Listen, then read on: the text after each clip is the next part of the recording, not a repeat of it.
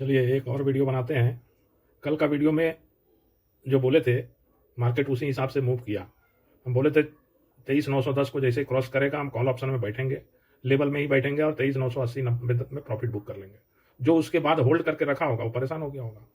कुछ तो 10-5 पॉइंट ऊपर अगर बेच दिया होगा तब तो ठीक है, और नहीं तो फिर दिन भर वो वहीं पर नाचता रह गया। इसीलिए दिन भर में एक ट्रेड प्रॉफिट का लीजिए और चुपचाप बैठ जाइए। ऑप्शन ट्रेडिंग में बार बार घुसने का कोई मतलब नहीं है। हालांकि 24,000 के ऊपर बंद हुआ, 24,000 के ऊपर बहुत देर तक रुका भी, लेकिन ऊपर नहीं चढ़ पाया। अब कल का क्या किया जाए? देखिए, कल है सेंसेक्स एक्सपायरी। मार्केट का ग्रीन कैंडल देख के ये श्योर शॉट हो जाना कि अब मार्केट बुलिश हो गया, ये बहुत जल्दबाजी होगा। एक फॉलोअप कैंडल और चाहिए मार्केट को बुलिश होने के लिए। एटलीस्ट 24,130 के ऊपर क्लोजिंग तो चाहिए ही चाहिए। सामने बहुत हर्डल है।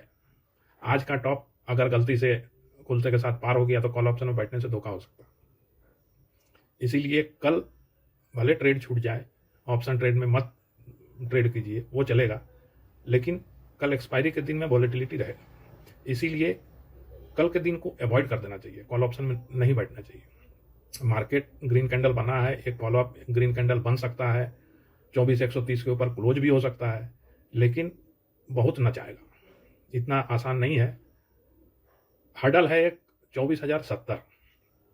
एक लाइन तो खींच लीजिए 24,075 में, और एक लाइन खींच लीजिए आप 24,130 में। 24,075 के ऊपर अगर कॉल ऑप्शन में जाएं तो 24,130 से 35-40 पॉइंट का ही प्रॉफिट लेना पड़ेगा, उससे ज्यादा नहीं, और जितना जल्दी हो सके। और पुट ऑप्शन का कल स्कोप है। अगर आज का कैंडल फॉल्स बना है और धोखा देना है तो कल मार्केट किसी भी समय अगर 23,915 के नीचे आता है तो 23,930 का स्टॉप लॉस से, सिर्फ 15 पॉइंट का स्टॉप लॉस से एक पुट ऑप्शन बनेगा। अब कल मार्केट कहाँ खुलेगा, कैसा चलेगा, अभी तक किसी तरह का कोई नेगेटिव सेंटीमेंट तो दिख नहीं रहा है, ना चार्ट में दिख रहा है, ना डेटा में दिख रहा है, लेकिन जो नहीं दिखता है वही होता है। इसीलिए अगर ऑप्शन ट्रेडिंग करना है तो कल नीचे पुट ऑप्शन एक बनेगा, लेकिन 24,915 के बाद, उसके पहले पुट ऑप्शन नहीं बनेगा। और उसके ऊपर अगर मार्केट रहे तो कल चांस है एक डोजी कैंडल बनाने का, फिर से ऊपर नीचे होगा और फिर 24,000 में क्लोज करेगा, उसका चांस है। अगर मार्केट वैसा भी करता है, डोजी कैंडल बना, तो भी हम समझेंगे कि मार्केट बुलिश है। लेकिन अगर 24,915 तोड़ देता है तो आज का कैंडल फॉल्स कैंडल कहलाएगा। फिर हो सकता है कल का लो भी तोड़ेगा, 24,800 भी तोड़ेगा। इसीलिए फिर से बेयरिश होने का चांस है, लेकिन 25% है। मार्केट में फ्लेक्सिबल होना सीखिए। मार्केट जिस हिसाब से चलेगा उसी हिसाब से अपना माइंडसेट करना होगा। मार्केट आज बुलिश जरूर है और अपना स्ट्रेटेजी के हिसाब से ही चला। 910 के ऊपर में बुलिश होना था, 990 में प्रॉफिट बुक कर लीजिए, ये बोले थे। जो कर लिया होगा वो अच्छा पैसा बना लिया, लेकिन अगर उसके बाद और लालच में जो टिका होगा वो खाली प्रीमियम लॉस का चक्कर था, और तो कुछ हुआ नहीं। और आज का हाई और आज का लो के चक्कर में बहुत से लोग करते हैं कि आज का लो कट गया पुट ऑप्शन ले लो, आज का हाई कट गया कॉल ऑप्शन ले लो। ये गलत स्ट्रेटेजी है। ऐसा नहीं है कि कल का आज का हाई अगर काट दिया और 24,050 को क्रॉस कर गया और कॉल ऑप्शन में बैठ गए, ये फिर से ट्रैप होने का चक्कर हो सकता है।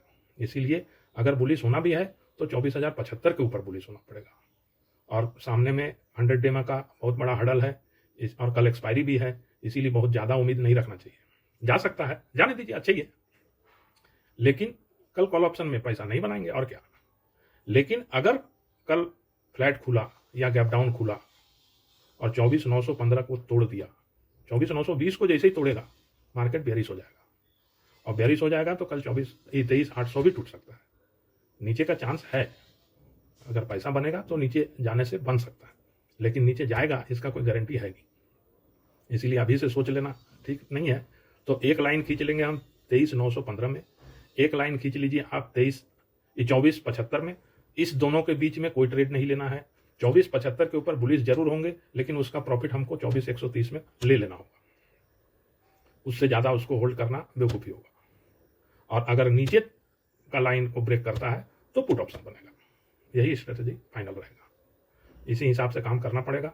आज कुछ स्टॉक ब्रेकआउट दिया है, एक डीएलएफ दिया, एक इटर्नल दिया, महिंद्रा एंड महिंद्रा दिया, कुछ स्टॉक तो अच्छा दिया है, लेकिन कुछ स्टॉक इंडिकेट कर रहा है, खास करके आईसीआईसीआई और एचडीएफसी, कि शायद मार्केट को बढ़ने नहीं देना चाह रहा है। अब देखते हैं क्या होता है, क्योंकि आज चांस था।